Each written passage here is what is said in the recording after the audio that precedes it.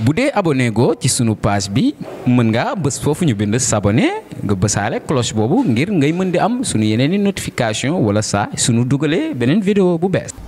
Je suis avec Madame Khadiba, qui est la présidente des femmes de la mouvance, et Monsieur Ahmad Diallo, ici présent, qui fait partie également des responsables de Bango. Tout d'abord, je voudrais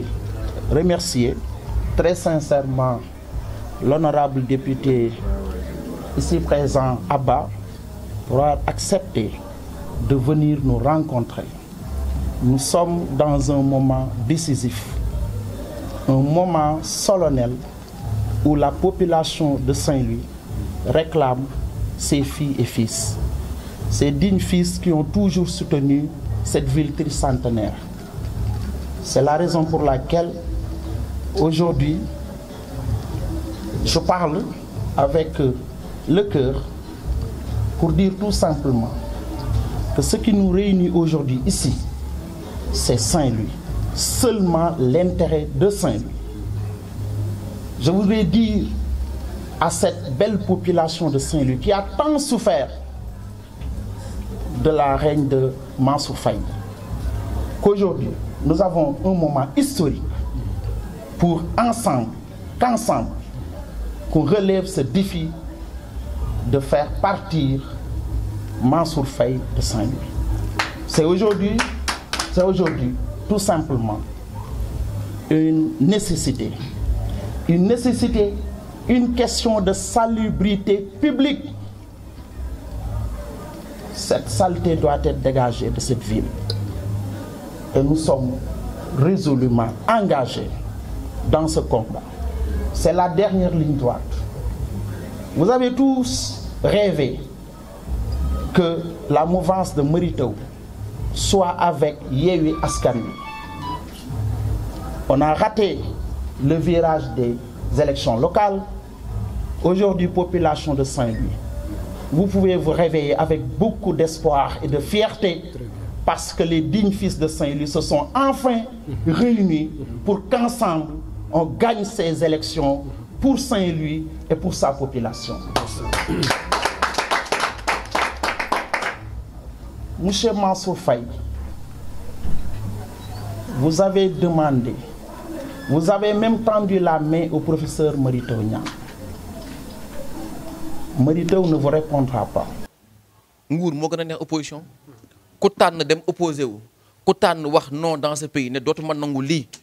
lu nekk mën nga ko jànkonteel donc gor yi rek ñoo mën a bañ dans ce pays là. Et aujourd'hui il est heureux que la tendance Mary Teuw Niane wax ñu ànd pour que tooñ ba ñu tooñoon waa Ndar ñu mën ko gàgganti mooy ñuy gis naa waa Ndar la lañ def nii alors que waa Ndar defuñu dara boo boolee li Mary Teuw Niane am nga boole ko ak li Abba Mbaye am boole ko ak li Mayoro Faye am boole ko ak li Mayfane Braya am daanaka mat na ñaari yoon li parti coalition présidentielle am kon waa Ndar ils ont voté pour l'opposition dañu àndul woon tey ànd nañu ngir yéen ànd nañu parce que dañu bokk gis-gis ànd nañu parce que dañu bokk jëmukaay ànd nañu parce que dañu bokk yoon ndax képp ku nekk war nga gëm sa biir xel ak sa biir xol ne ñaari at yi di ñëw Sénégal si le Sénégal di baax ba faw wala Sénégal di yàqu ba faw kenn ku nekk ci ñun am nga responsabilité taxaw non pas nag taxaw parce que man Khalifa laa jàppale wala Sonko laa jàppale wala Mary Teuw laa jàppale képp ku bëgg réew mi jëm kanam war nañ mën a ànd ci defar réew mi képp ku am compétence am xam-xam xarañ war nañu mën a ànd ci réew mi ànd nag ngir defar réew mi réformer réew mi ñongal réew mi joyanti réew mi pour que sénégalais bu nekk gis sa bopp ci réew mi lii xew fii département de Saint-Louis soxlawu ñu nekk jàng pour ñu koy wan aéroport bii ñu ibbi ak exploitation yi ñu gis ñu commencé yokk ci tubé bi wan nañu ne que bu ñu sàgganee ëllëg ñun dëkk bi ay ouvrier agricole lañ fi nekk ah ñuy exploiter gaz bi fii ci géej gi bu ñu jógee ci géej gi ñi nekk tubaab yi liggéey ci géej gi ñëw jël suñu hôtel yi def ko ay def Ndar zone de distraction bu ñu jógee ci plateforme yi ñëw fii foo delluwaat ci plateforme yi seen avion yi atterri fii suñu aéroport bu bees bi di jël seen ji bi fii ay SCL ay GDS ak ñeneen ak ñeneen ñu mujj nekk ñun ay ouvrier ak ay barman ak galvaudé ak yàq Ndar kooku duñ ko mës a nangu Ndar ñoo ko moom ñun ñëpp fi lañ dëkk duñu ay juddu jéeri ñun ay marantaan fii la ñu dëkk bi ñoo ko moom potentiel am ñoo ko moom ñoo koy dox ñoo koy wax du nag ay waxu projet kese ay Promoville pavage ñun suñu gis-gis wees na loolu ku tuuti bët ak tuuti xel rek moo toll ay pavé ak yooyu dañu bëgg 1000 milliards yi ngeen def ci terre bi 500 milliards yi def ci BRT 300 milliards yi def ci autopont KMS 300 dañu bëgg territoire yi ngeen fay def chaque année 200 milliards 300 milliards et recettes yi gaz bi di indi muy les 800 milliards loolu la war a jëriñ dafa war a jëriñ pour revitaliser les territoires bu boobaa ñun ñu waxante yéen affaire tëli wala case de santé non on va parler avec vous croissance 3 à 4 points de croissance Ndar mën na ko indi ci réew mi parce que Ndar mooy avenir du Sénégal li am fii amul fenn gëm nañ ko dañ ko doxee dañ ko waxee bés bi tàmbali rek la bu ñu jógee ci élection législative bi daañu toog waxtaanaat pour xool nan la ñuy àndee ñun ñëpp parce que nag toog naan kii mënul li gën a am solo mooy ñun on va aller au pouvoir li muy def moom dañ ko gagné incha allah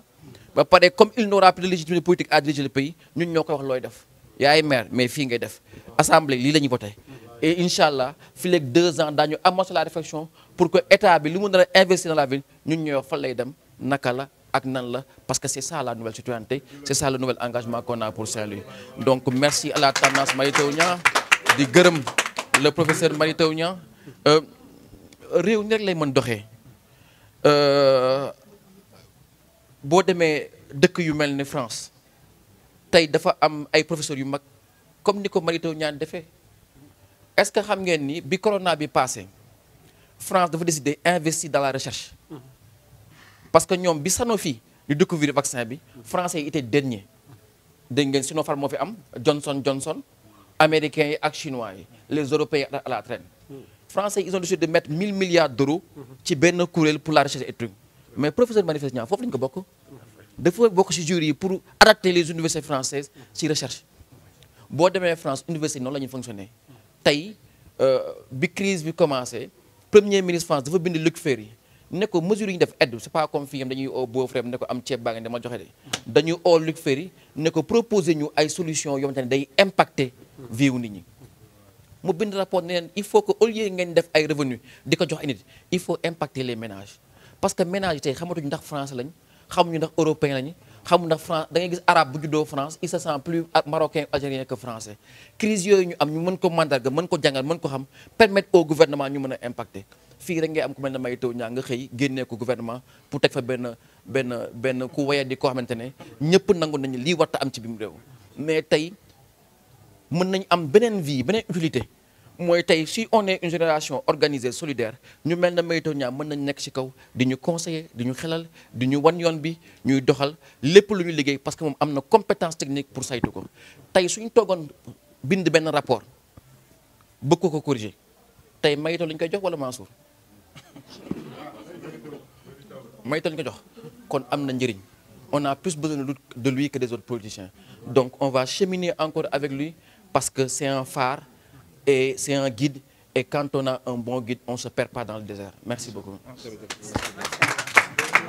bu dee abonné go ci sunu page bi mën ngaa bës foofu ñu bind s'abonner nga bësaale cloche boobu ngir ngay mën di am sunu yeneen i notification wala saa sunu dugalee beneen vidéo bu bees. Bon, au niveau de ça il y a beaucoup d'opportunités mais toujours